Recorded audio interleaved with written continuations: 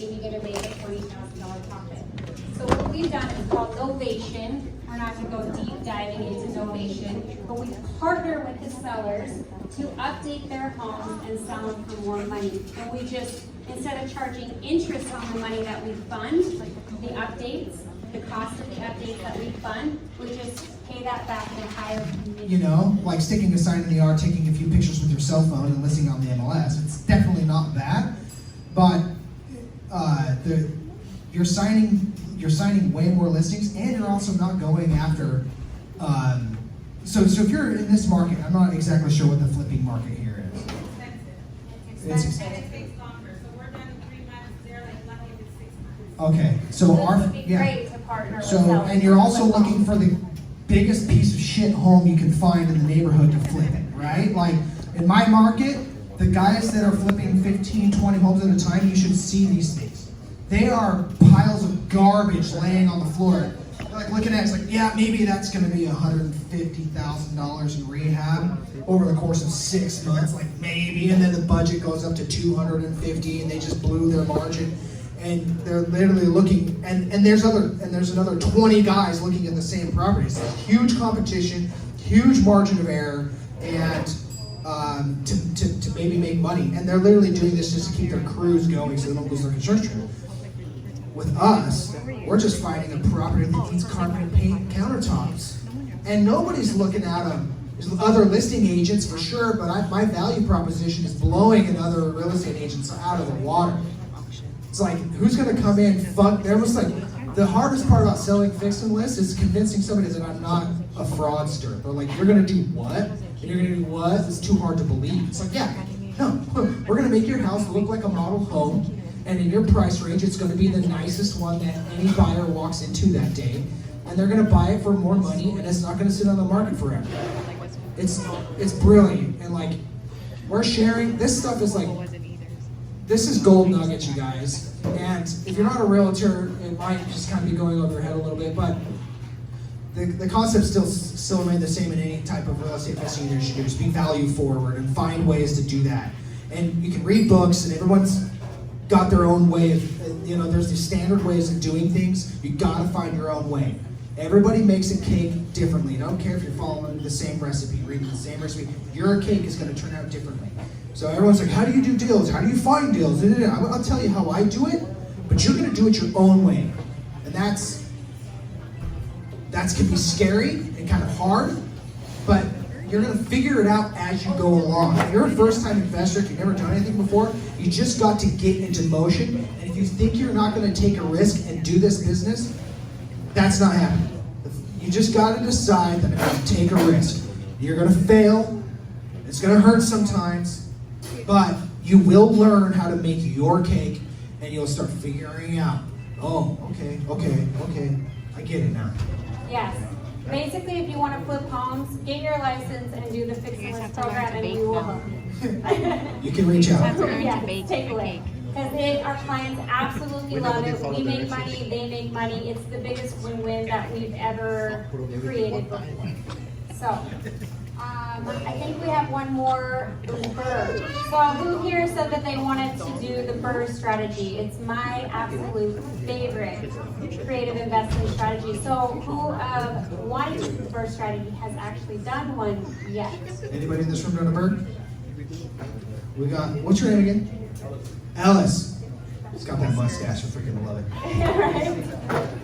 So yes, we bought this single family home BRRRR, and we also just closed on a sixplex on Monday of this week that we are going to be burning as well. It's going to bring about $300,000 in equity in 4 months, based on our numbers that we provided. And cash flow. And cash flow, yes. But this is just a single family home that we bought using the BRRRR strategy. Again, it was a client of ours that trusts us, knows us. Maybe we should call out what BRRRR stands for. Yes. Buy, rehab, rent, refinance, and repeat. So basically, you have to buy the property with cash first, because you can't refinance a property you don't own. And when you originally purchase a property, the appraiser that values that property is going to use the appraisal value or the purchase price, whichever is less. So let's say I'm gonna buy a property for $300,000, but I wanna do the BRRRR strategy. Even if it appraises for $400,000, they're gonna take $300,000 if I was just doing a traditional purchase. But if I buy that property for $300,000 cash, and I already own it, and I go to refinance it, and it appraises for $400,000, that equity and that value is mine, and I can use it as my down payment. The market equity value is down payment instead of money out of pocket. So it's a way to buy property with no money out of pocket or no money down. Are there any hard money lenders in this room? Do you know how you buy homes with cash? Right These there. guys. Yeah. I buy homes for cash. I don't have $300,000 sitting in a bank account. I call Chris and Harmony. And they give it to me. I buy the home for cash. Yeah. Okay. Yeah, they're gonna talk about just it. want to make sure you guys know you can all buy homes for cash. Everyone sitting in this room right now can buy homes for cash. Especially if you have a deal like this. So this client came to us and he was on the outs with his wife. He had to get out of the property. He was distressed. And I, as an agent, I have a fiduciary duty to him. And I said, hey, I can list your property for around $385,000. Or, and I can buy it from you for cash for $315,000. Which would you prefer? And he wanted to have you buy it with cash for $315,000. That's how desperate he was just to get out of the property right now. Tip, takeaway, you never know if you don't ask. I could have been afraid to say, hey, I'll buy it for $315,000, knowing I could sell it for $385,000. That can be a scary thing to say, but you don't know unless you ask. And I had the confidence to ask, and that's what you'd rather have. You never know what your client needs. For some reason, he was willing to walk away from $50,000+ in his situation. He just wanted to get out. So in every single one of your listing appointments, any conversation you're having with anybody about real estate, ask them if they want a cash offer. If they do, call Chris and Harmony. Yeah, so I bought that property with cash, and I also negotiated some seller concessions like we talked about before, $15,000, which actually paid my hard money costs. So most hard money is very expensive. There's points, there's high interest of 12%, it can be costly. Well, I also was able to negotiate $15,000 from the seller, which paid the points, and 4 months of prepaid interest on my hard money. That is, again, is how desperate that the seller was to get out of this property. You'd never know in that. And honestly, we did a meth test on the property and it tested for meth, and that's how we got the $15,000. Takeaway, don't smoke meth. Yes. And don't tell your agent that someone did in the property. That's about to buy the And property. if you do, don't tell anybody you smoke meth, okay? So we got $15,000, which paid our private money loan, which we got an amazing private money loan on this property because it was such a good deal. The better deal you have, the easier it is to get money, and the better the terms on the money can be. So we actually had private money at 1 point and 8% interest, when typically it's 2 points and 12% interest. We got 1.8% and $15,000 covered that. The rehab budget was $10,000. You can see a few pictures of it here. It actually appraised for $435,000, which gave us more than 20% equity, and all we needed was a 20% inflation to cover our 20% down. Because when you buy a property as an investor, it's typically 20 to 25% down. Well, the appraisal value was more than that, so we didn't need to bring any money out of pocket for our down payment. And our refinance loan costs were $9,600. So we were all in, out of pocket, our rehab of $10,000, and our refinance loan cost of $9,600, so $19,600. And our mortgage payment on it is $1,845, and we actually use this property as a mid-term rental. So if we were to do a long-term rental on this, it probably would rent for around 20 to 22. $2,200. So you want to make sure anytime you go to short-term or mid-term, when when you buy a property, you want to make sure it works as a long-term rental first, then explore Multiple other exit options. strategies.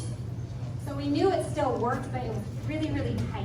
So that's why we tried midterm, which we had to furnish the property. So we did put a little bit money in furnishing, but we get $2,800 a month.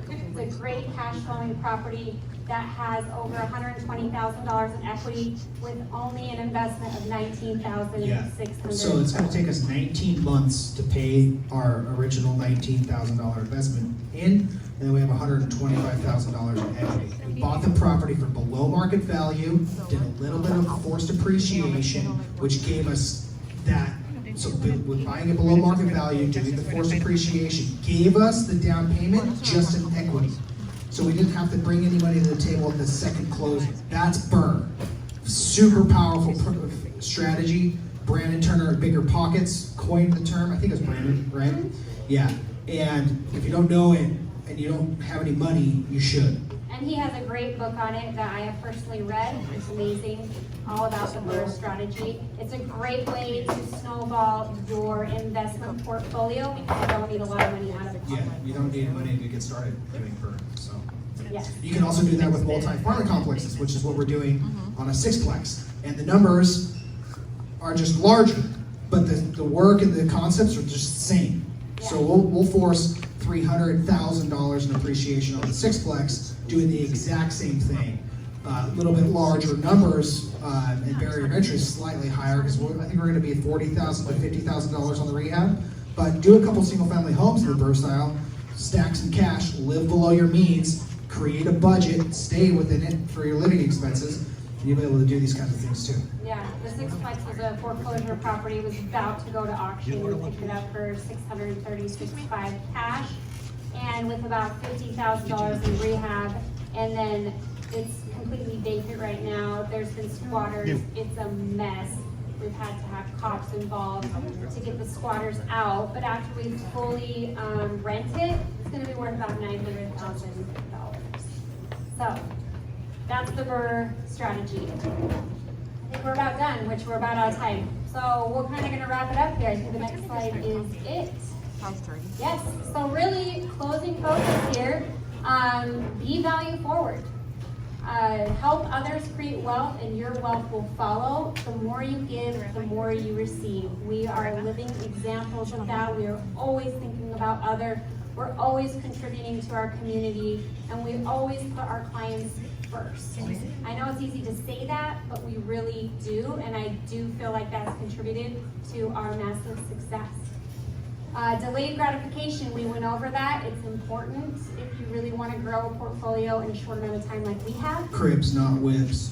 Yeah, We buy cribs, not we whips. were going to make bumper stickers that say, we buy cribs, not whips, because we drive like a 2015 RAV4. It does not equate to somebody with a $5.5 million portfolio, but it's paid off, and we'd rather buy houses than cars. Yeah. So, yes, network, always be networking. Seeing yourself as others powerful. If they can have it, you can have it too. Build your social capital, and your financial capital will follow.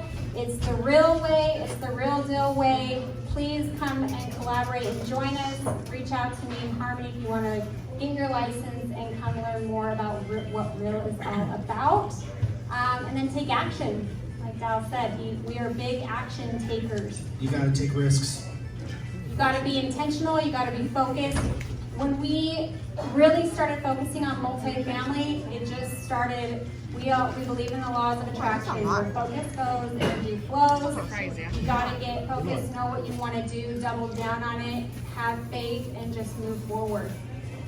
Small steps every day lead to big moments. The universe rewards the brave. Get out there, start investing, be brave. I promise it will pay you big returns. That's it. Thank you guys. Thank you very much. Information is on the next slide. Take it down. And any questions really quick? I know we probably went over time, but I hope it was valuable. Hope it was inspiring. And we're here. Any questions? Yes. Yeah, I've been self-managing for pretty much this entire time since about the sevenplex. I had zero management experience, none. But one principle that I stuck to, and I talked about this a little bit, is do not forget that you're in the customer service business. I was a waiter. I served tables for like 10 years. And that experience gave me a ton of property management skills because I treat my people like the same way I treat my tables. You know, just give them a little bit, be on time with the food, show them that you care, be prompt in your service. And actually, my phone doesn't ring very often. My tenants understand me as a person, and I wanted that experience. Every one of my big time friend, mentor, investors like, why are you property managing? Why are you property managing? Waste your time. It's like, well, because I want to understand what it's like, so I can manage my property manager in the future. And I want to know the true potential of my property, and nobody's going to care more about my property than I do. And so for the first year, for the first couple of years, your first few properties, I highly suggest that you self-manage. And it's really, there's so many software solutions out there, you guys, like it's been automated, okay? It's not that big of a deal. Just don't forget that these people are people, and you'll be fine. Yeah, as real estate agents and investors, we get so caught up in thinking that our job is to buy property. But really our job is to provide a great place for people to live. And if you remember that and treat people with respect and provide a great place that they want to live, it's going to pay you tenfold. Yeah. So you got to remember that. And so that's kind of what Dallas does. He's value forward in all things. So. Well, yeah. If you guys want to find us on social media, if you want to join Real Deal, there's a Facebook group. If you're an agent, go on there, sign up. And that's really a community where we talk about real estate investing, but it's about sharing deals as well. So I want to buy in Hawaii, so I'm hoping that I can find some agents that are looking off market to help me do so. And That's I what hope Real the Deal does. agents will bring Real Deal to this local community. Yeah. You know, we'll see. Thank you, guys. Yeah.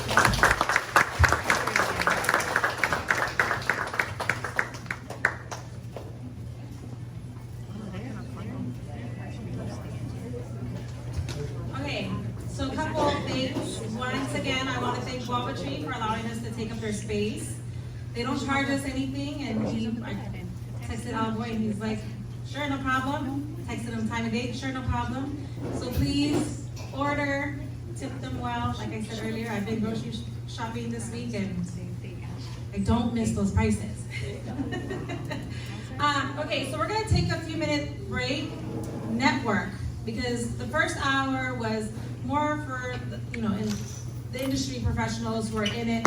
We really wanted to bring value to those here. It's huge for us to bring back to our own community, to be able to provide any kind of knowledge and just network, because that's something that we've learned in the short 2 years we've been doing it in Utah. It's huge in the industry. The more you network, the more you get done, the faster you can get it done. So let's take I'm gonna say 5-minute break, but we're on Maui time, so we know that's gonna be about 10.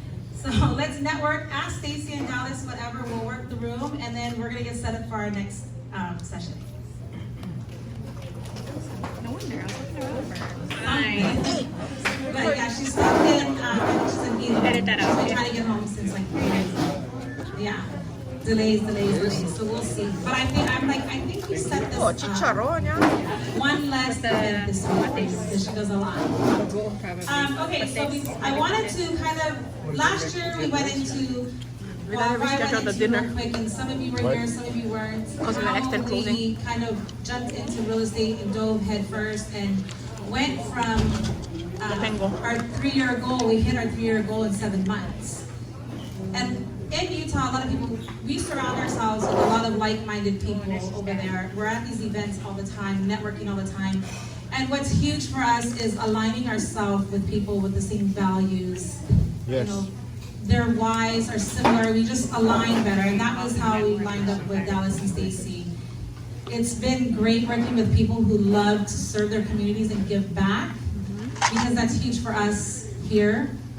And that's just huge to align yourself with people who are gonna help motivate you to stay in that position and not try to make one over the next person because they can. It's giving value to the community. So that's one of the things that we're huge on. And that, I think, is what helped us move so quickly. And a lot of people there will say, well, you guys are lucky you came here with money.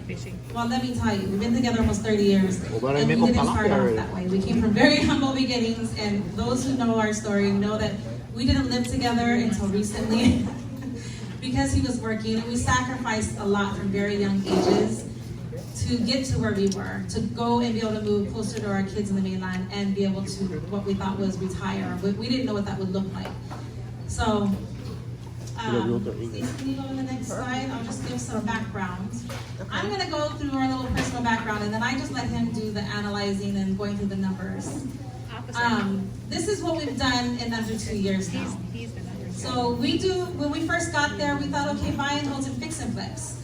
But anybody who knows me, I don't want to do fix and flips unless I'm pointing at what I want done, like Joanna Gaines does on HGTV. I don't. One too many HGTV. I don't want to do any of that. If she's Joanna Gaines, that would make me talking to you. And if everybody knows the show, you know that's the person swinging the hammer and actually doing all the I work. already know I don't want to do any of that. I commend those who can. I want to do it when I want to do it, when I feel creative, and then be done. So when we got there, okay, let's get some buy and holds. It's not something that we concentrate on now. We do it now more for tax benefits. So we have in Utah and California, unfortunately, we sold everything here. And I'd like to take a dig at my husband for not listening to me on real estate sooner. Yes, and he knows I will, because anybody remember when the Mac nuts were going for $20,000 an acre back in the day? Yeah, and my husband said no. Yeah, that was him. Thank you, honey. So things like that, we own multiple properties, not realizing over the years that we were doing some investing things and not knowing how to leverage our assets. So all in all, we got rid of things here when we really shouldn't have, knowing what we know now. When we got there, people say you're lucky because we sold everything here and we were saving for so long that we did get there with money, and we weren't sure what we were going to do with it, and we landed up meeting people who said, I need to do a fix and flip. You guys want to fund it until you figure out what niche of real estate you're going to go to. And those of you who've been looking into real estate will see that there's a lot of shiny objects in real estate. It's like walking, for the women, it's like walking into a jewelry store and saying, pick which one. You get to look at every which direction and say, okay, I want to go in this direction, or I want to go in this direction. And it's really hard to stay on point of what you want to do because it all looks great. So private money lending was probably our first thing that we started, and our first buy and hold is like back to back when we got to Utah. And so in this last 2 years, we've deployed almost $14 million, and not all of that money is ours. It's helping others within our family and friends. Anybody who knows, if I know they have savings, I'm calling them up and I'm like, hey, I need $30,000. And they're like, okay. And I'm like, but I'll make you money on it. So that's kind of the thing that we do back there. We help others invest. We were investing. We are founding 2 nonprofit organizations. Community work is something that is near and dear for us. I love it. One of them is, we'll kind of go into our club, and it's other investors that were, it was already a Forbes club that we're now converting into a nonprofit. And the other one is actually a nonprofit organization out of Cote d'Ivoire in Africa, the Ivory Coast. And if you know anything about that area, the average income is $100 a month, and they make, their rent is about $200 a month. It's very, very, it's so bad, the poverty there, like it's just really bad. So we met an individual who, in the real estate space, who was from there, and he says, you ask him what are his whys, what motivates you to do what you're doing. And he came to the US saying, they told him, here's a credit card, his sponsor said, here's a credit card, just pay it every month. Do not ever miss a payment. That's all he knew. And then all of a sudden he started learning about real estate and said, let me buy a house. He had great credit by that point because he was paying off his credit cards, and he's in the tech industry. So he started house hacking. Stacey mentioned that. When he started renting out each one of his rooms. And he says, my goal is $10,000 passive income a month so that I can move back home and give back to my community there, which is something he's been doing. So now we started a virtual assistant program there so they can work virtually And we now have 3 VAs, and our goal is every 3 months to double those numbers. So every morning, I am on training our VAs, and it's been a very humbling, awesome experience. I don't know a word of French. Thankfully, they know more English than I do French. But it's great when you get people on who really want to learn and want to give more value to their own community. So I'll dive more into that, but I can talk about that all day. Assets under management, we started off saying, okay, fix and flips and buy and holds, and immediately we realized that's a lot of active work when we decided we're going to retire and have more time freedom. That was our big why. So we met an individual at those RIA meetings in Utah, and we heard her speak, and she was talking about commercial real estate, like apartment complexes, and things like that. So we now, we have, it says 500 units combined. I think it's actually more than that, because we have multiple in Texas, Kentucky, North Carolina, and Florida. And our largest deal, I think that we were a part of a raise, was $76 million for a project in Florida. So we'll kind of get into some of that. But in the 2 years, that's kind of what we've done. These are our businesses, because my husband's a workaholic. And anybody who knows him knows he loves to work, even though he says he's going to retire. But it's our work. It's not for anybody else. That was huge for us.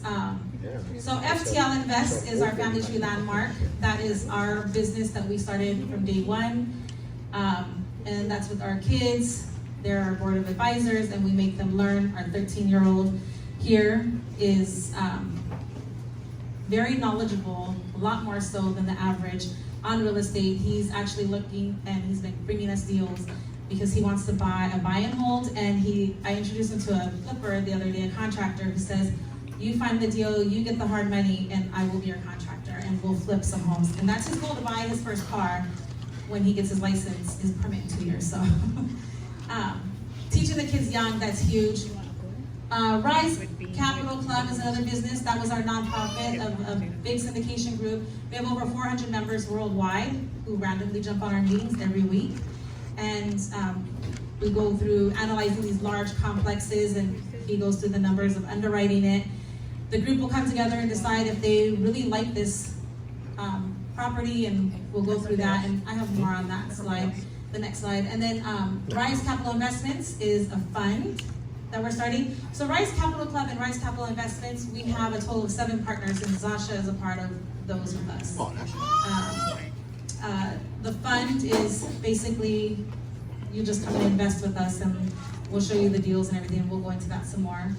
A secret don't say in Utah is we also, I don't say this just, you guys will understand why. So we are part owners of the Utah RIA. Dallas and Stacy know this. They were one of the first to know this with us.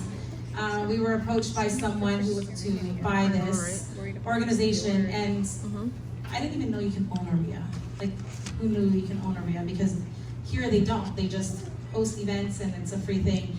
This is actually a part of a national chapter, and we have our business partner. We run the back end of it every day, and it's all about education, resources, and networking, all in real estate. Every facet of real estate, and that's what we do there. And it's huge because we have over 700 members in that club nationwide. And it's just a lot of fun because we love real estate, so being able to be a part of that. And I don't like sharing that there because here we are, like, people come from the mainland and they just start buying, and you're like, wait, what? Why did you get that offer to you? And I don't want to take away from what the programs offer. Like, I don't want to be the face of a program. The programs are there to offer you education, networking, and resources, and I don't want it to have a face to that. That was something that was really big for us. We want you to come there and learn from everybody in those rooms. Real deal, I'm an agent with Stacy. I have fun doing it, and I get to do it when I want. If you know my background, I come from over 13 years with the military, case work, and I love helping others. So this is how I get to give back, is when I get a client who says, I want to buy a mobile home because I have some cash, and they don't understand that it's not real estate. You don't own the land. You're just owning the home that you can pick up and take away at one point. So when I get to educate them, and then all of a sudden teach them how to house hack, and this is clients I'm working with now, it's huge to be able to show them, whether they're a first-time home buyer, a veteran, or somebody who's been buying homes that never learned the process. I was one who I always said I had a blindfold on. He's the numbers guy. He says we can buy this house, the numbers work, I would sign. Now those blinders are off, and I want to give that back to the people who are buying. You work hard for your money, so this is one of the biggest investments you're going to do. And then, like Elevate, that's our Cote d'Ivoire VA program, the nonprofit. So here's our VA. We have another one we've added since then. So the gentleman in the orange, he's the one who does the real estate investing, and his sister's right next to him. That's his personal VA. He lives in Utah, but like I said, his goal is to go back and change his country. It's really sad to see the way that they are forced into the lives that they have. And we know we're gonna have a lot of pushback when the government realizes what we're doing when we get too big, because he's over there buying land, he's buying rice farms, and he's doing all of this to help give them jobs, because there are no jobs, but there's so many people that want work. So, and our two VAs, Dominic on the bottom and Bob on the top, and we have a new one that we just brought on, and they're just amazing, humble people. It's fun to work with them. Anything else you want to talk about on that? Okay, next slide. Rise Club Capital, I have our mission statement there. That's a group of, like I said, over 400 people that in our organization that come together, and they're learning about syndications, AKA commercial real estate. Whether it be an apartment complex, RV park, mobile home parks, storage unit facilities, I mean, it's just about anything. Sponsors who are an entity or an individual who are bringing you these deals and say, I need to raise money for this, because the bank won't loan them everything to buy that property and add value to that property. So they need money in between. So this is where our group will come together and listen to these deals and decide. Maybe 20 of them will say, we want to go in on this deal. Then afterwards, we kind of start digging a little bit more at it, and maybe the next phase will get only 10 people who are really interested in it. But then now we're going to analyze that. We are going to do background checks, ask them for their left kidney and their firstborn, and what kind of dog food their dogs eat, because we really want to do background on who's asking for this money. You want to know who you're doing business with. So they'll come, the group will say, maybe 7 now at this point, say, okay, we want to do this, and we'll raise $1 or $2 million with that 7. We'll create an LLC, and we'll go in there and negotiate terms, a general partnership. It's a limited or a general partnership. And with this group, we'll take non-accredited investors and accredited investors, and I want to make sure I explain this properly. If you're an accredited investor, you have a certain net worth, income, and you qualify as an accredited investor. If not, then you're a non-accredited, and you can go into only certain deals. Is that about right? Close enough. Okay. So those are a couple of our deals there, but I have a few more on there. Next slide. Rise Capital Investments. These are the group of 7. This is a group of 7 of us. There's Nasha there, who I'm waiting for her to walk through that door. This is where you basically are saying, okay, I want to invest, but I'm really busy and I have money, or I have retirement, I don't know what else you have to bring to these deals, and you want somebody to help you invest it because you don't know. Like, you go to Edward Jones and stocks. This is, our fund is going to be an evergreen, meaning we will help you invest in debt or equity, short-term or long-term. And our end goal with this group is to be able to, this unfortunately has to be only accredited investors. And I say unfortunately because for us it's about giving back. So helping the non-accredited, helping people who have a little bit of something and they want to make more, and that's where we want to go. So we have to get this one up and running before we have the money for that one to do the next one. That's our goal, our long-term goal. This is our contact information. We have a lot of websites, a lot of businesses. It is a lot, but our phone number and emails are the same regardless. If anybody wants this information, we'll have it, but I'm going to turn this over to my husband to go over deals.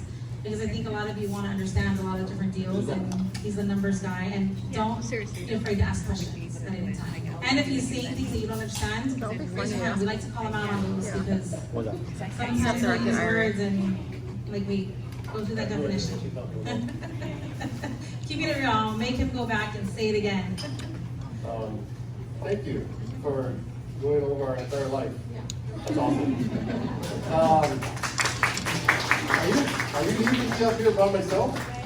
Oh man, that's not good. I guess first off, thank you. Aloha everybody. Thank you guys for making it out here. Unfortunately, Sasha, like you said, Sasha couldn't make it. But I want to kind of reiterate some of what she said, and I kind of want to take it a different way and kind of more tailor it to what you guys want to look at or what you guys want to do. So my previous, I mean, because she went through it very quickly. And she said we had money when we started, which is a whole story, but I get super quick. So I was, prior to us moving, and so we moved more for our kids. It's not like, I mean, we love Hawaii. Hawaii is always home. But we moved because our kids, I don't know, we didn't share the same sentiment, but they moved away, got friends, family. They seen that you could buy food for like 1/4 of what you can buy here. It's like, we're not moving back. I can't afford to live in Hawaii. So we wanted to be closer to them. But I was the CEO of, you guys all know Times. Normally back in Utah when I'm telling the story, I was like, yeah, I used to sell spam and rice, and they started laughing. They don't know what the heck I'm talking about. You guys all know what I'm talking about. I sold spam and rice, poke, those types of things. So I was the CEO of Times for, the CEO was about 6 years. I worked for that industry. Yeah, Justin, he knows, he's one of our partners there. But I worked for that industry for about 27 years, traveled a lot. Honestly, we didn't live on Maui that often. I lived on Oahu more than I lived on Maui. So I traveled a lot. And I mean, again, I was the CEO of the second largest grocery chain. Well, when we combined with, we bought the fire of a bunch of different chains. It was at one point the second, well, it was before I left, the second largest grocery chain in Hawaii. And like I said, I ran that for a while. So I did okay. From a financial standpoint, we did okay. And I think a lot of times too, when you're growing up, well, this is our background anyway. We didn't necessarily talk about finances. I have two of my brothers here, so thank you guys for coming. And then Andrew, I gotta give you a shout out all the way from Oahu. That's freaking awesome, man. You made the trip all the way from Oahu. I definitely appreciate it. But again, you grow up not necessarily talking about finances, not necessarily talking about money, something taboo. And even our side, like we never wanted to say, I don't think my brothers even knew how much money we made, because you just don't talk about that type of thing. So, and again, we did well. And I'll share it with you guys. So I think roughly we made about a little over 300,000 a year, about 320,000 a year from my job. And you kind of grow up. I paid more in taxes than she made, but you kind of growing up not understanding, and you're locked into this mindset that you have to work hard. I love my father, but on the financial side, he was a horrible role model. I mean, the second he got money is the second the money was spent. We never necessarily learned to save. We never learned to invest. And even from my standpoint, like I made a decent living, but I still didn't have the mindset to invest. We bought things. We did some investing, but it was more of like a makeshift type investing. We didn't necessarily even know what the heck we were doing. We didn't even know that we were investing. We bought a house here, bought a house there. And I tell you this to kind of interject the power of real estate. So again, I can tell you the initial story. I made a decent living working a W-2. I mean, it wasn't a typical W-2. My wife already said I was a workaholic. I would literally work 80 to 100 hours a week. And I did that every single week for at least the last 20 years before we moved up. So so you told me, right, your main job is a father. And I was literally telling you the truth. I felt I was a horrible father. I was providing for my kids, but I was never there. Again, working 100 hours a week, my kids wanted to play. I would say, no, I'm too busy, I got work to do, and my concentration was there. So I think at the end of it, at like truly what we're all trying, so awesome as everyone's here for real estate. I don't think it's real estate. No one's here for actually real estate. Everyone's here to learn how to be free from whatever they need to get free from. And I was still ball and chain, still making a decent amount of money, but I spent a decent amount of money as well. But I was ball and chain to my W-2 work. And yeah, honestly, not my kids. So I definitely, it's awesome that you're doing that. I love that answer that you actually gave, and I wish I actually did more of that. But the power that real estate brought is just that the freedom that we've got, that we've been able to experience. Because again, I was locked and tied to my corporate job, especially being a CEO. It's not. It's different. Once you start moving up that corporate ladder, it definitely changes. It changes your responsibility because I wasn't just responsible. It wasn't just a job for me. I was responsible for 4,000 people's well-being, and I took it that way. Not even knowing and putting to the fact that I was actually responsible for my family.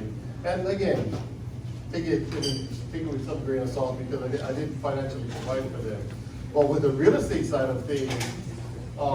Just from the economic standpoint, so yeah, I already told you I was making about we made about 320, 330. We paid a boat ton in taxes. Well, the year before we left, we paid about 130,000 in taxes, somewhere in that vicinity.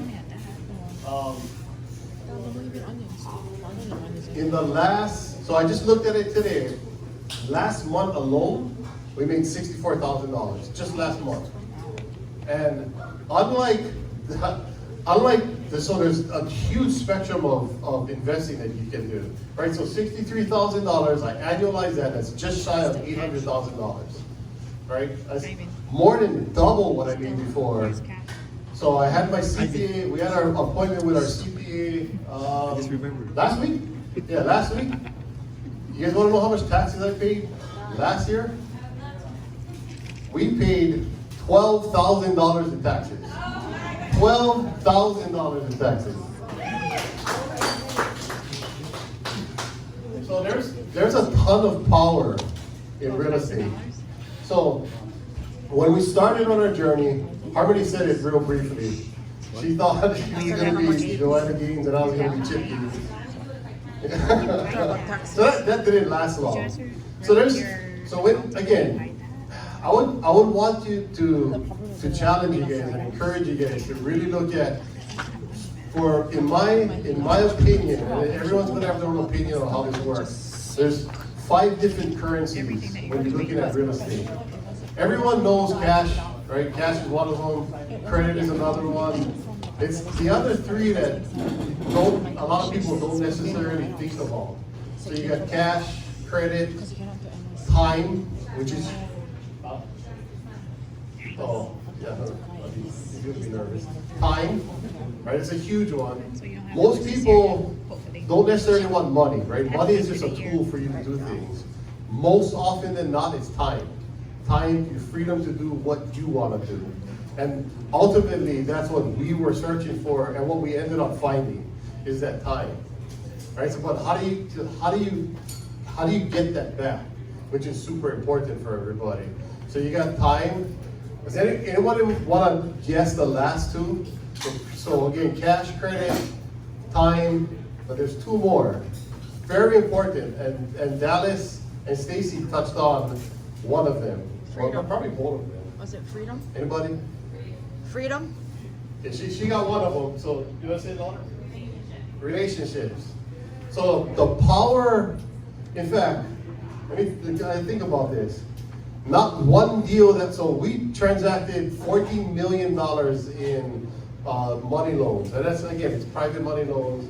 And we're up to, well, I forget what she said. It's probably over like 120 million assets under management. And we did that in about 1.5 years.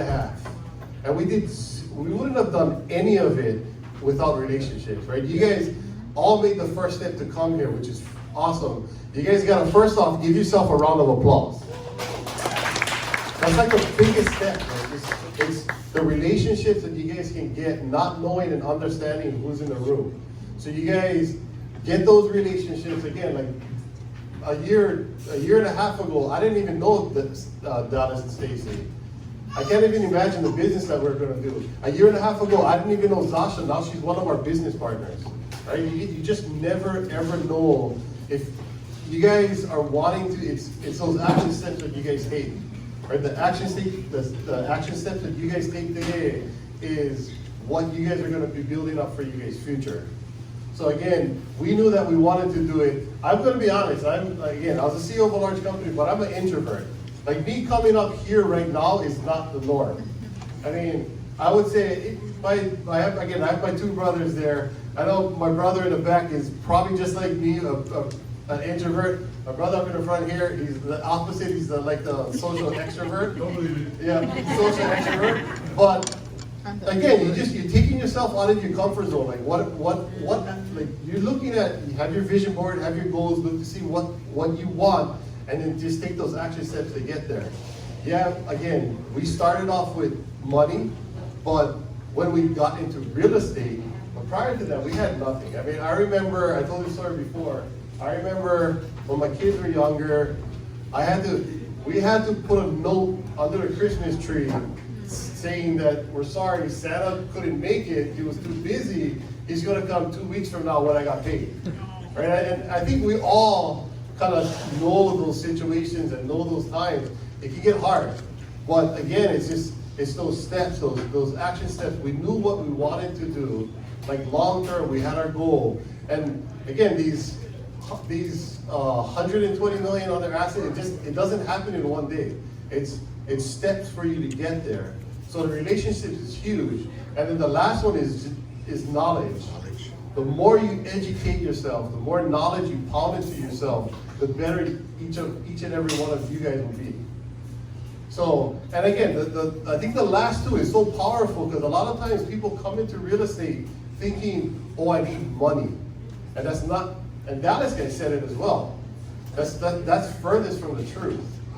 As long as you have two of those currencies, you guys can definitely make it in real estate.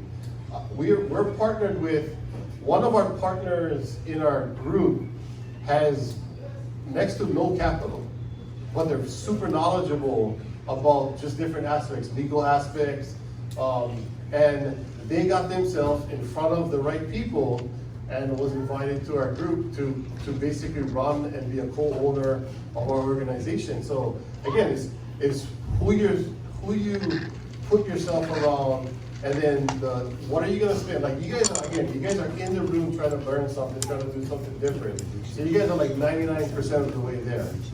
So again, thank you guys for definitely taking that step and coming out.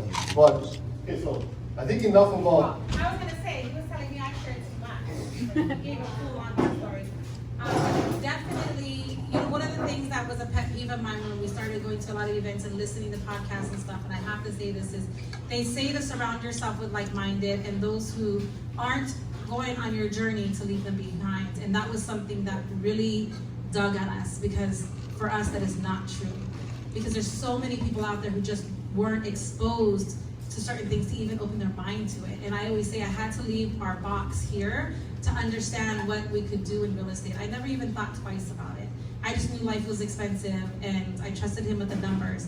So being able to empower our circles and give them the options, to me that is huge, rather than saying I'm not gonna surround myself with those individuals anymore. I mean, if people are holding me back, of course, if they're doing bad, but when you can bring that value to others in your own circle, and you can ask our family and friends because they're here, they know, like we do meetings every other week and I'm always texting them, get on the meetings. And there is not a text that I won't send out to them to remind them. Because at one point in their life, whether it be them or their kids, are gonna share that. And at least we're giving back to our own circle of people rather than just leaving people behind. Because that's something that you keep hearing over and over. Fine, you'll get into the deal? I can get into whatever you guys want to get into. So. You guys want to hear? I mean, we've done a lot of it, like we said. For us, holding on to a lot of properties, it's easier for us to hold on to the notes and invest and have, the equity investing. So and the debt investing, that's more fun. Yeah, there's more time freedom. Yeah, there's a large spectrum. So when we first got to Utah, we ended up meeting up with this gentleman that's we're really close now. We actually do a bunch of transactions together. But we ended up meeting him, and we didn't know what the heck we wanted to do. We weren't sure. I mean, you think real estate investing, typically the first thing that comes to mind is fix and flips or buying homes, or maybe wholesale. I heard that as well. Maybe those three things are the three top things that come to mind. I know I didn't want to be chipping joint at games. I just knew that right off the bat. So, but we didn't necessarily know about buying the houses as well. So our thought was, okay, we want to go do some BRRRR strategies. We want to go do some fix and flips. But then again, once you start educating yourselves, you open up your mind to a whole bunch of different things. So I honestly, I don't want to own any real estate. I know it's the opposite from what you guys think. I want to be able to control the real estate. I don't want to own it because I don't want to fix somebody's toilet. I don't want to get a call in the middle of the night and says my washer's leaking. I want to be on. I'm gonna be honest. I worked my butt off a long time. I want to be on the absolute lazy side of the investing He says that, but he's on spectrum. his computer forever. Yeah, but I still want to be on the lazier side of the spectrum. And again, there's a huge spectrum, and you can make a boat ton of money. And hopefully that's what we want to learn here today. You can make a boat ton of money and not be able to have to worry about toilets, not have to worry about the call in the middle of the night that again somebody put some action figures down the toilet bowl and down the sink and it's not working. So we look at it differently. And you can honestly, some of the strategies that we do now, you can do it without having any money in your pocket. You can, again, they talked about hard money. You get the strategies that we employ now is, so we'll pick up properties on, honestly, I'll tell you real quick, just so super quick, but then I'll leave it to you guys what you guys want to do, because we actually do a lot of things, a lot of different things. But there's strategies out there where you guys can find somebody, buy a property for someone else, and then turn around, seller finance it. In this market, I guarantee you guys cash flow $1,000 a month, $1,500 a month, and not have to worry about anything. You guys want to learn how to do that? That's what I said. That's what I want to learn how to do. I don't want to worry about toilets. I don't want to worry about action figures down the sink. I want to just be able to catch cash flow and not have to worry about anything else. Okay, so, or I mean, again, we do commercial real estate. We have buy and holds. Not a super gigantic fan of it. We've done half of a fix and flip, and it's like, no, it's not for me. But we work with a ton of people that do fix and flip. And we do seller finance in different ways. There's what he's talking about, and then if you sell a property or you buy a property through seller financing. Seller financing is short form, and my son can give you information on this. You can network with him over there after. This is one he's big on, Elias, is where the seller of the home, the owner is the bank for you. So you can do those type of deals, and then we do these other that are kind of a reverse. So you got to join. Okay, so what do we want to hear about? Anybody? What do you guys here for? Like, what do you guys want to? You guys obviously networking. That's like super important. It's huge. But what else do you guys want to know? You guys do hard money in Hawaii. What is that? we do hard money in Hawaii.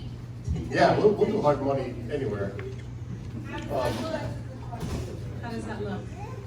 It's hard. It's money and it's hard, so, but it still looks the same no matter where you're at. I guess it's when I said hard money before, I was talking about points and interest. Does everyone know what points are? Maybe explain. Yeah, anybody? Well, so points. It's I mean, interest. it's the points is the cost of originating a loan, and then you have your interest rate. So I don't know if that's not sexy enough. I don't think so.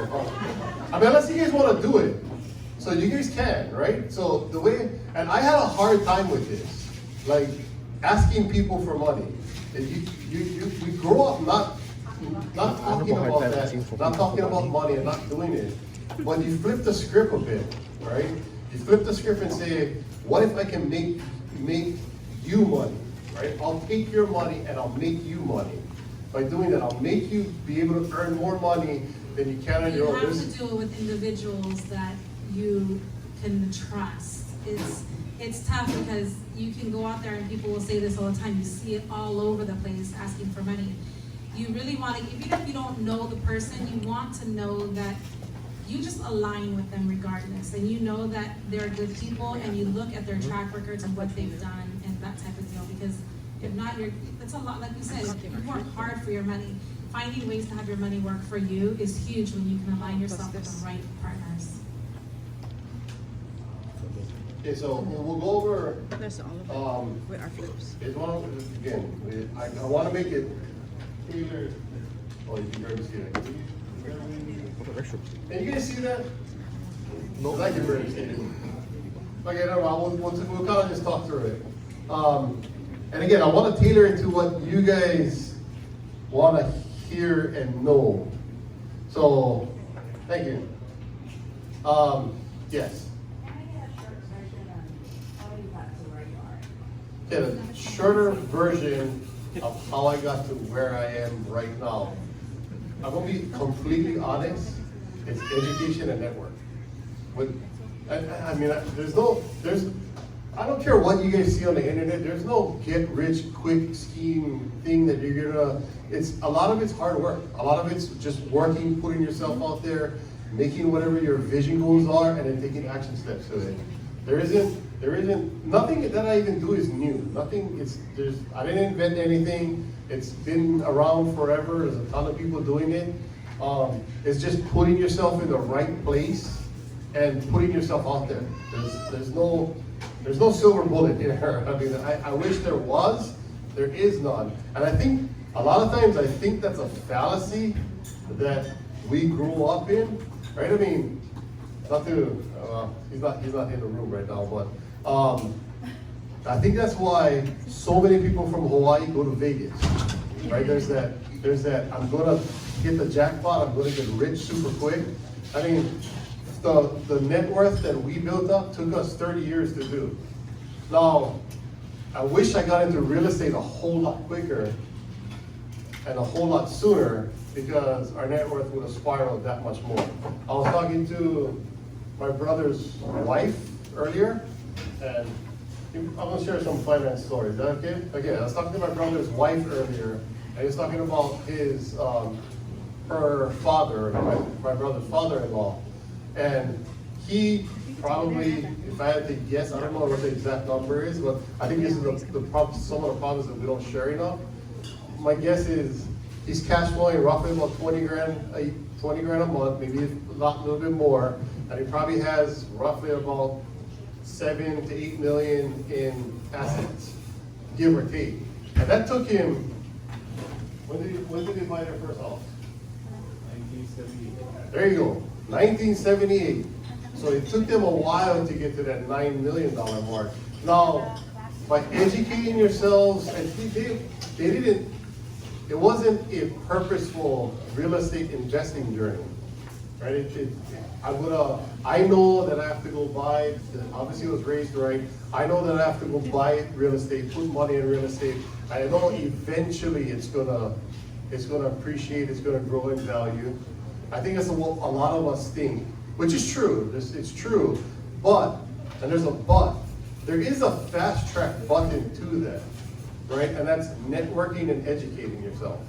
If you educate yourself enough and you network and get in front of the right people, again, I guarantee you it will get you there faster.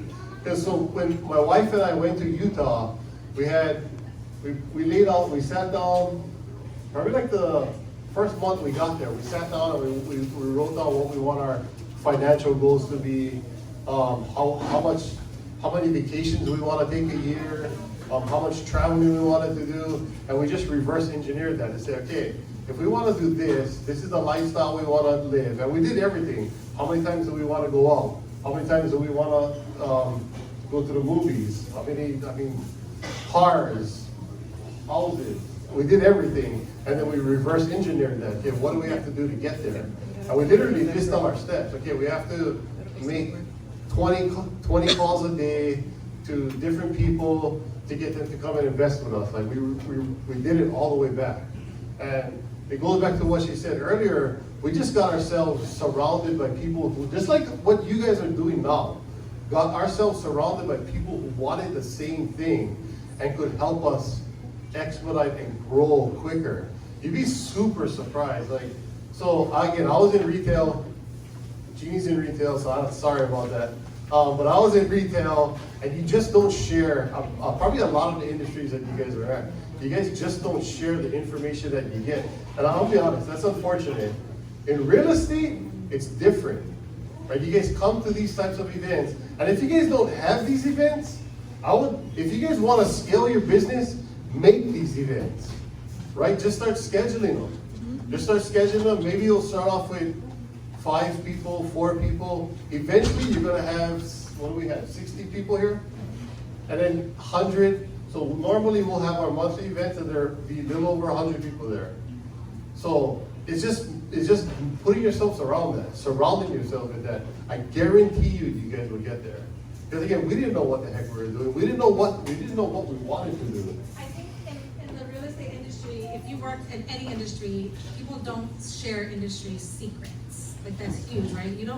He wouldn't go to another grocery store and say, hey, how did you do this? And they're like, oh, here you go.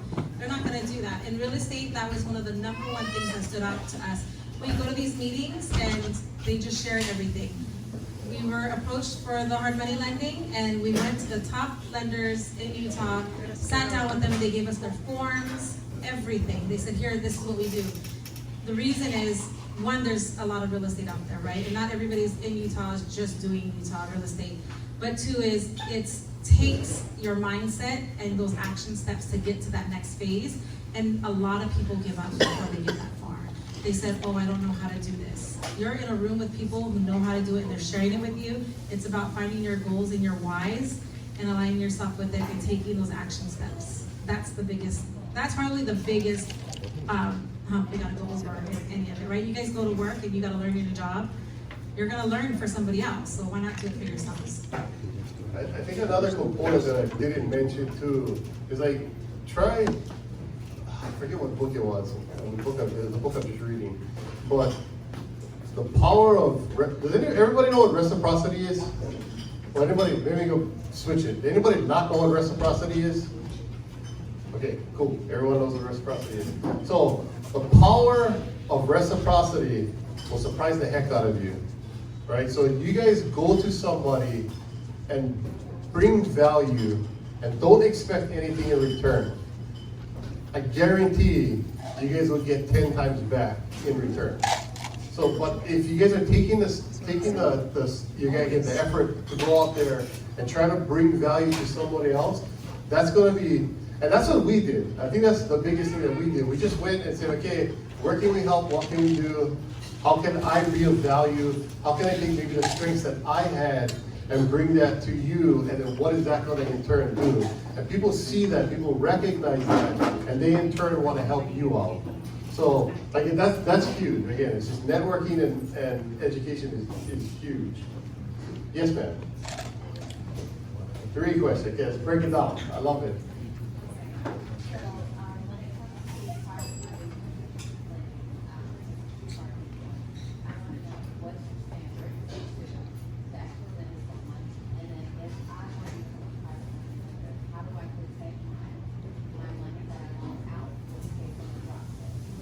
Okay, so if you guys didn't hear that, she's asking, well, that's 2 questions. Okay, is there another? Okay. One question with 2 parts. Okay, let's okay, yeah, let's do the 2. So her question was on private money lending or hard money lending.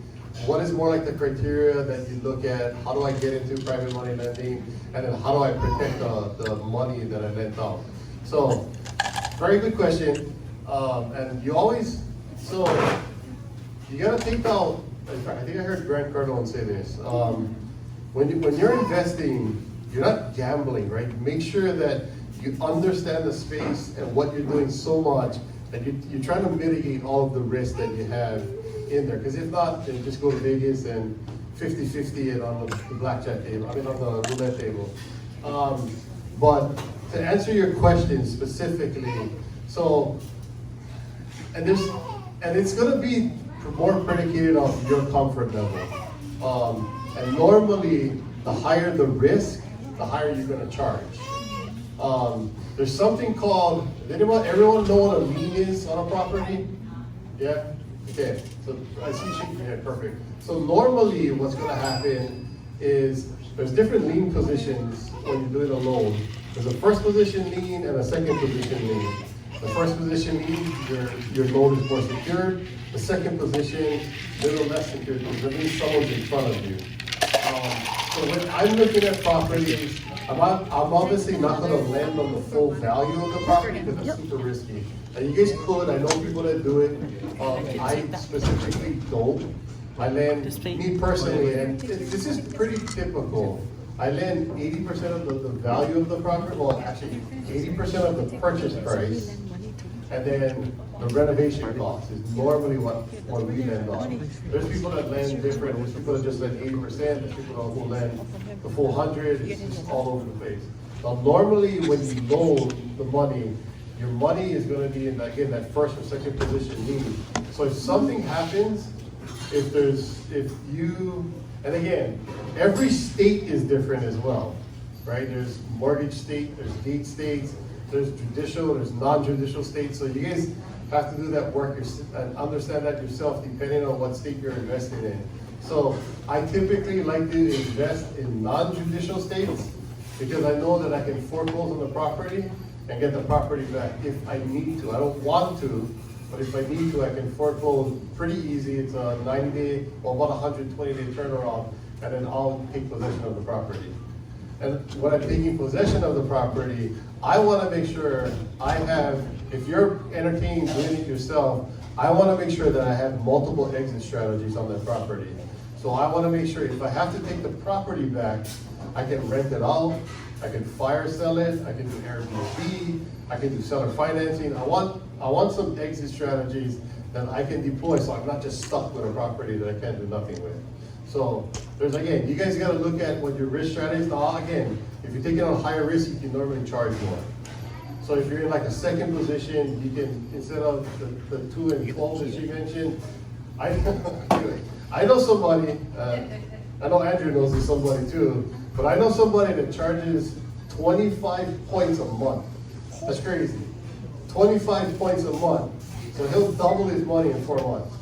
So if he gives $1 million, he'll double it in 4 months. So now, super risky loans, he could also lose everything in 1 month. But again, it depends. You gotta figure out what you want and kind of navigate that yourself. And was there a second part to that question? It's insane. That's greedy. Oh, yeah, the question was, what do I mean by non-judicial state? So a non-judicial state, the foreclosure happens outside of the courtroom. In a judicial state, the foreclosure happens inside of the courtroom. It goes through a judge. The non-judicial is just, it's straightforward. It goes through a process. You gotta notify, make some notifications. Normally it's publishing it in the newspaper, and then that's, for the most part, that's it. And you can foreclose and take possession of the property. So in a judicial state, you have to go through the judicial process. It goes to court and all that fun stuff. I think Hawaii Hawaii is the judicial Yeah. and non-judicial guy. well, normally, the easier way to do it is normally blue states are judicial, red states are non-judicial. You have a question? Oh, okay, cool. Republicans are easier. I mean, from business standpoint, it's easier. So I'm definitely not going to get into anything politically here, but thank you for the question. Thank you for the question.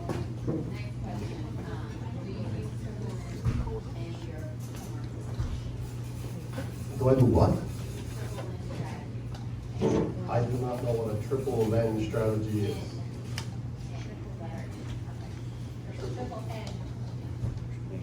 Triple net?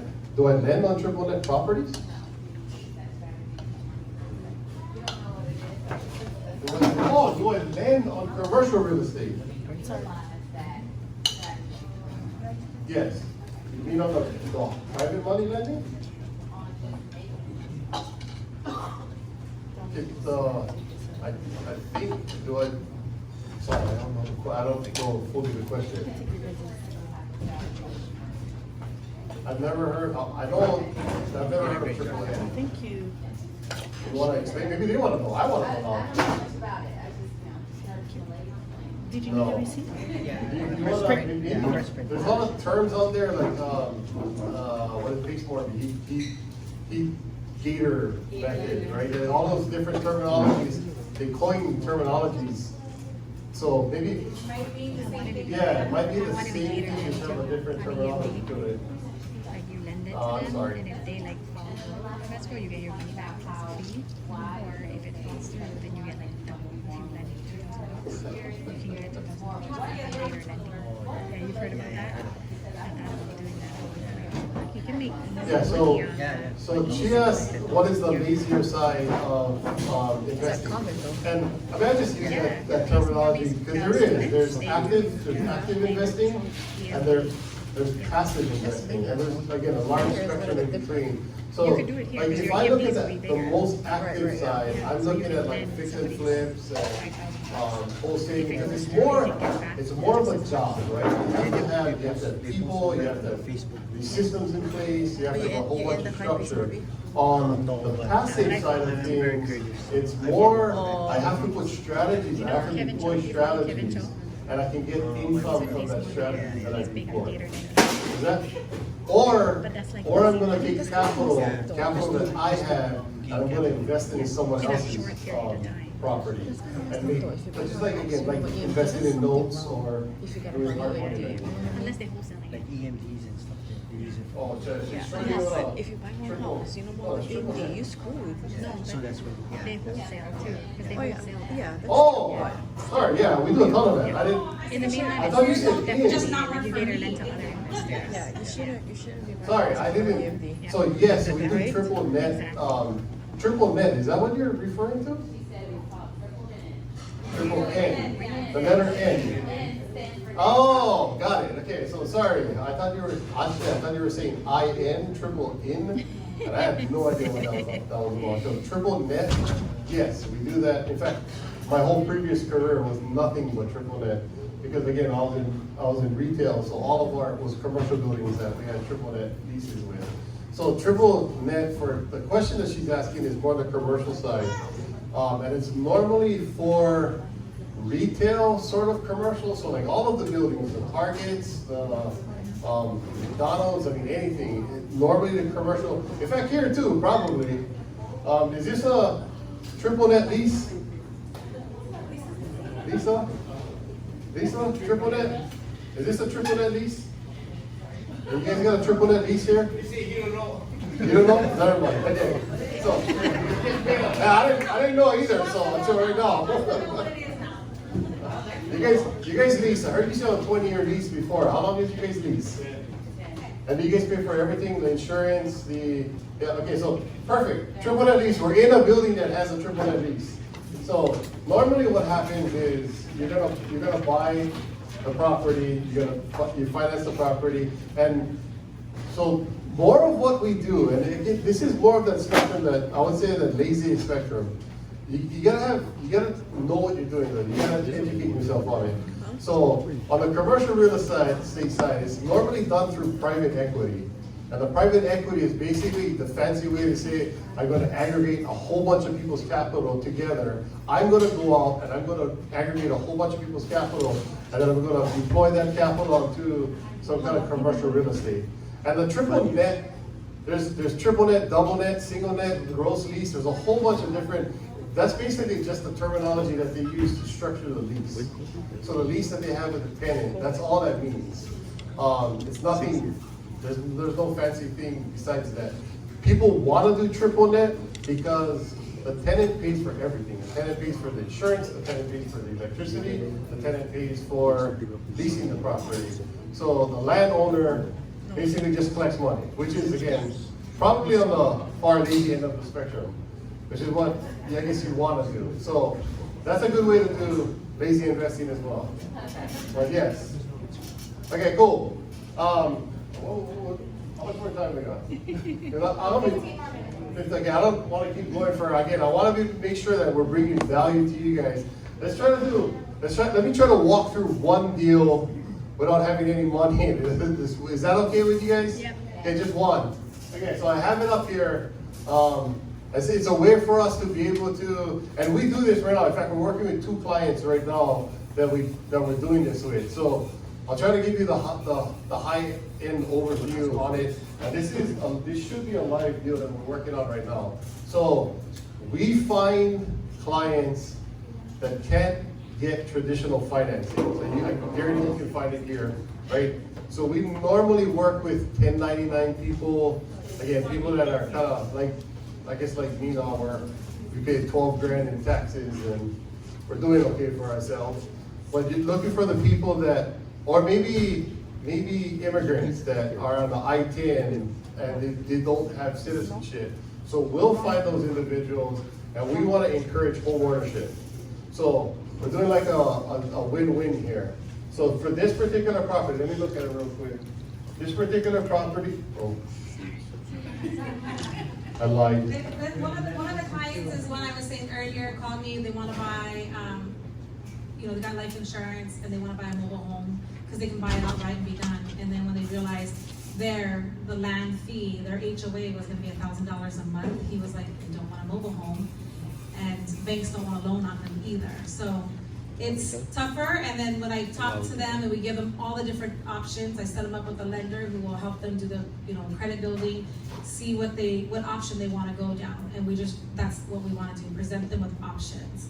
And this is one of the options that they chose of one of the 2 clients. Okay, so this would be a fix and flipper's nightmare, but let's try to go through this. I'll try to go through this real quick. So after repair value, so if you guys are looking at like fix and flips, you guys know what this is. So again, it's just after I fix it up, what is the value going to be? And again, this is not Maui prices, this is Utah prices, so take it with a grain of salt. This particular property that we were looking at was going to be we didn't close on this one yet. So this is an actually active deal. So the property needs about $120,000 worth of work. The after repair value is going to be $550,000. So we're going to go in and offer, I think it was a little over. It was about $400,000. So if you were a flipper, you would never do this, right? On a fix and flip standpoint, it looks like, yeah, you would lose money on a fix and flip standpoint. So this wouldn't make sense from the fix and flip standpoint. Okay, so $550,000 after repair value. We're going to pick this property up for roughly about just shy of $400,000. So we're going to pay cash on this property. We're going to just buy it outright cash, and then we're going to fund the renovation on this. So it'll be total all-in is about, I think it's going to be a little over, about $520,000 in cash. Okay? Now, so you heard Stacy guys talking about the BRRRR strategy. So if I was to BRRRR this particular property, right, this still wouldn't work. So if I BRRRR this property, I can get rents there roughly for this particular property. So it's 2 units. So you'd rent the top and the bottom. Again, this is Utah prices, so take it with a grain of salt. But the rent would bring in about $3,100 a month. So right now, this property would cash flow, you guys can see it right here, negative 400, and actually it's a little higher than that. So the cash flow would be roughly about negative $500. Does that sound like a good deal to anybody? Hell no. Absolutely horrible deal, right? What if I tell you there's a way for you guys to make roughly about $1,200 and not have to worry about toilets and action figures? Okay, I'll show you guys right now. Oh, I lied, $1,300. Okay, so how this works is, and again, you guys can do this without having any money, because all you have to do is go get a hard money loan. And you guys can get a hard, if the property value is $550, again, grain of salt, because this is not Hawaii numbers, but if the property value is $550, you guys can get a loan for 80% of that.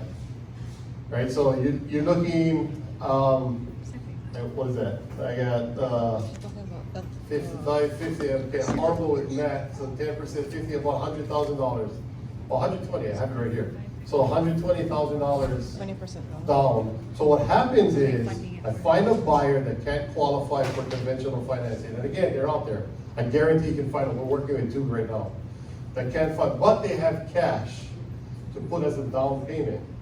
Okay, so what we do is, they bring in the cash, so let me go through this real quick. They bring in the $120,000 as their down payment, and we will go out, and again, you don't even have to have good credit for this, because what you can do is go find somebody who wants to make and partner up with you that has credit. Right? We got terrible credit now because we make hardly anything according to the IRS. So we find somebody, so we find another partner and say, hey, you want to make cool $500 a month or $400 a month, and you not do nothing, we borrow your credit. And again, as long as you vet everything out good. So now we go get a loan. So a loan or about 7.9%. So this is the last time we checked on the interest rates was somewhere around here. So we'll go out and get a loan for the 7.9%. We'll turn around and charge the buyer 10.4%. And again, if you guys go research an I-10 loan. If you guys go to, and not very many banks do it, but if you guys go research an I-10 loan, they're roughly about 12%. So we're saving this person money by being able to offer them this. So now we turn around and we charge, like I said, the 12%. How do I turn this off? So I can scroll down. And then we arbitrage and make the difference. So the difference from what we would pay the bank and what they pay us is $1,200, or roughly about $1,300. And now because these, again, not everyone's going to be the same, but I know you guys can do the same thing here in Hawaii because you guys have ADUs. In fact, I was just working with someone right before I came here. I was on a phone call with somebody that's picking up a property in Lahaina, and I'm trying to configure it to do this exact same thing. So now what we'll do is we'll arbitrage the difference. Right? Well, again, we find a credit partner. They go out and get financing on the property. They burn the property back up. We get all of our money. We actually get $17,000 back in our pockets from this, and we cash flow the $1,300 a month. And theoretically, you could do this. This is actually calculated using hard money costs. So right here is all of the hard money costs. So this is with a hard money loan. You guys could do this exact same thing, and the only thing you need to do is educate yourself and network. That's it. And then you guys can do this exact same thing. What if they want to do it and they are buying a house or they own their home house already and they're not sure if they can get another loan for another house? And you said how many loans you can have? On a primary site, you can have up to 10 loans under your name.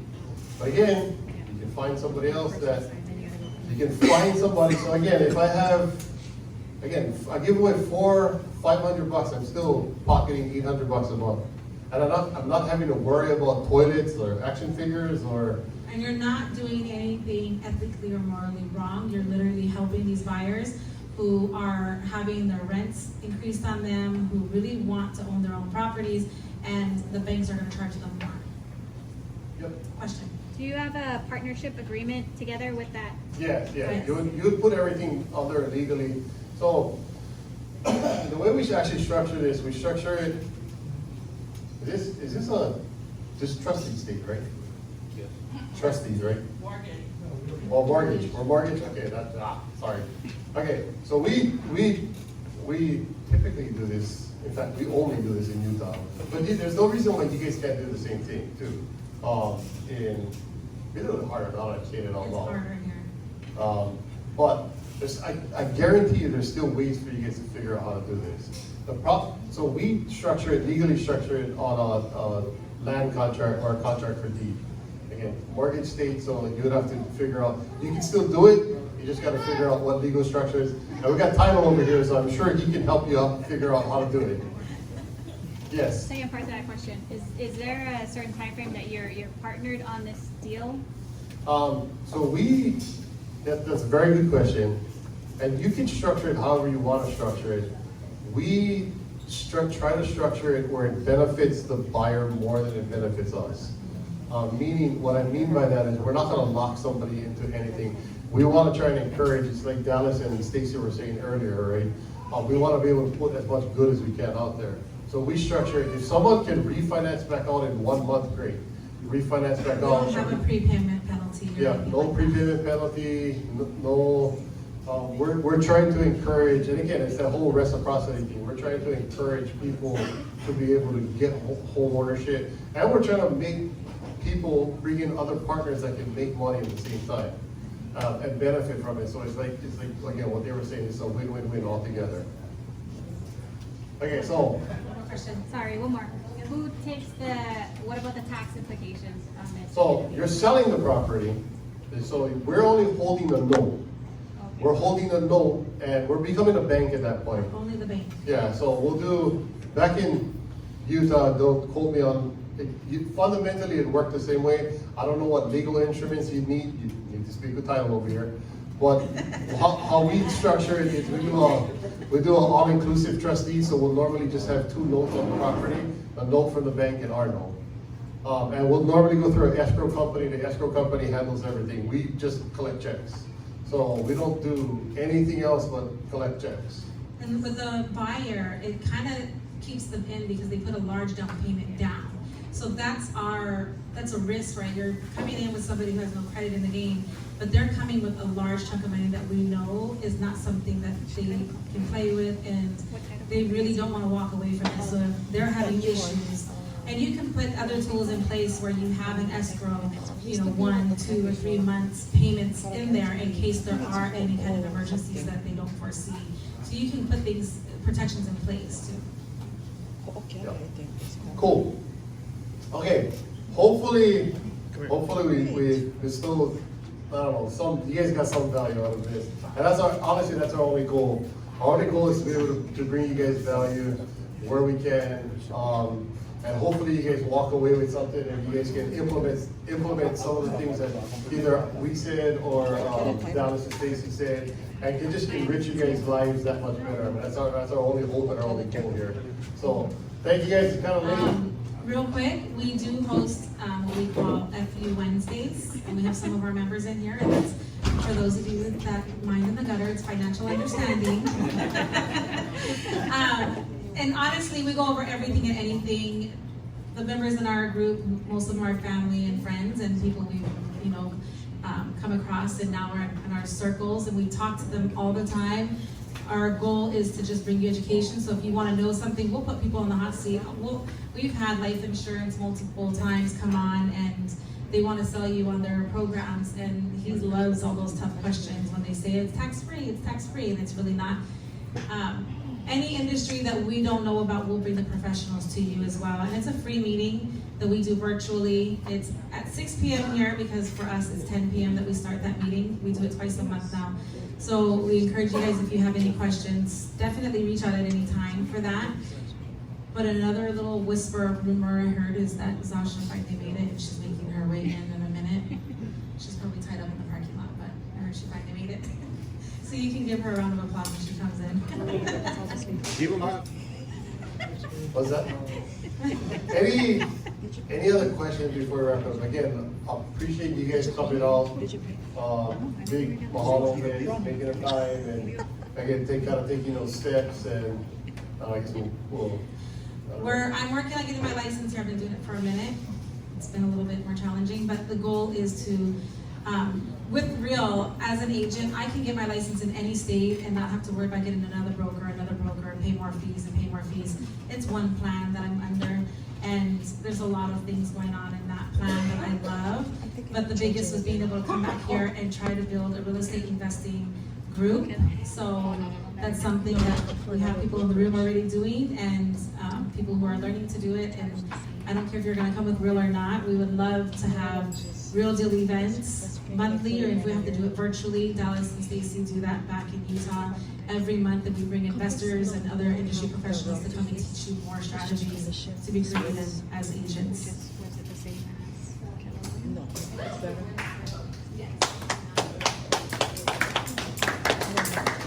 With Real, I signed up in Utah, and as long as I can get my license in any other state, I only have one plan with one broker. Who would you go to next? So our cap, and I can say this, my cap is 12,000 a year. That here for you guys is one house, right? One sale and you're done, one and done. And then for the rest of the year, I just pay $275 a transaction.